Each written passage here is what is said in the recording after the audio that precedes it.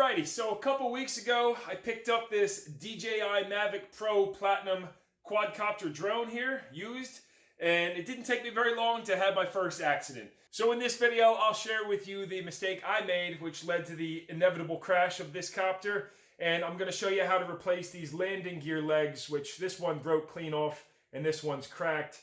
It seems there's some kind of antenna behind here, or sensing something, so luckily that didn't break off. It's actually just kind of soldered on there. But you can get a pair of new legs on Amazon for only 13 bucks. It says they're OEM. I don't know if they actually are, but they seem pretty good. So let's see how they fit. Now briefly, what was my mistake that led to the crash? Well, it was a beautiful day like any other.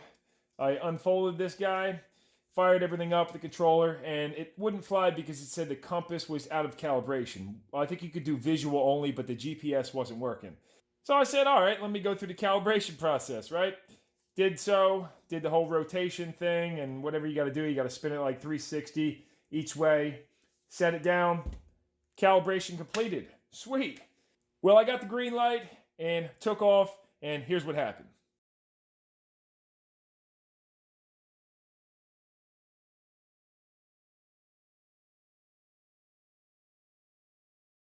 Now, as you can see from that video clip, this thing pretty much went haywire on me as soon as I took off and went to fly into the building.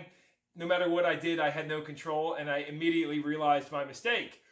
I calibrated over top on the concrete, which was actually a second story. Concrete has metal in it. So I'm pretty sure what happened there is me calibrating it over top of this concrete with steel in it really messed it up, and it thought, okay, yeah, my compass is good, and as soon as it went up, the compass was not good, and the thing took off. So rookie move on my part.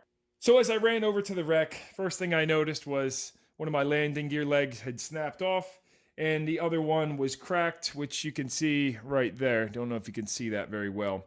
And everything else looked good, except for some slight damage on some of the blades, propellers. No problem to replace those. Well, let's see how easy these things go on. Here's the old leg that broke off, and I also found on the ground this piece. So I'm not quite sure how this goes back in there. I figure I'll just take the one that's still intact off and see where that's located. Now the kit comes with new screws and its own Allen, so this should be pretty darn easy.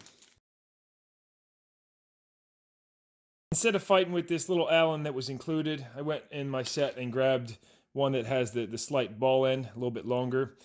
And yeah, the longer one makes it much easier to get to these.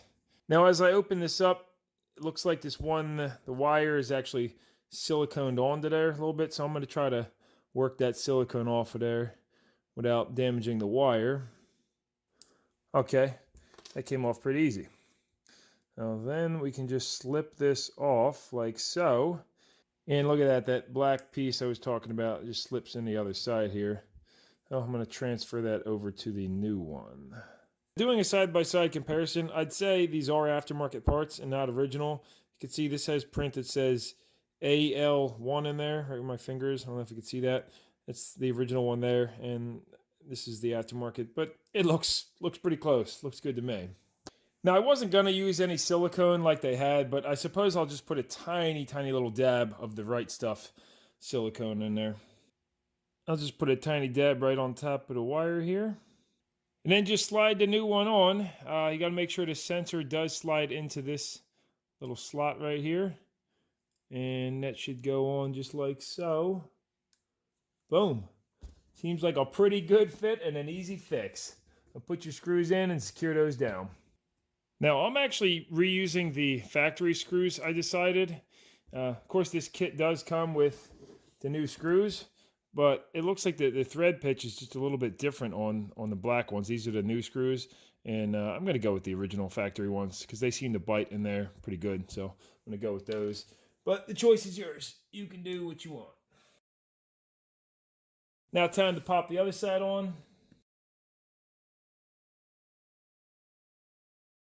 And there you go. There's the completed product. It took very little time to do. They fit nice. The color match looks good.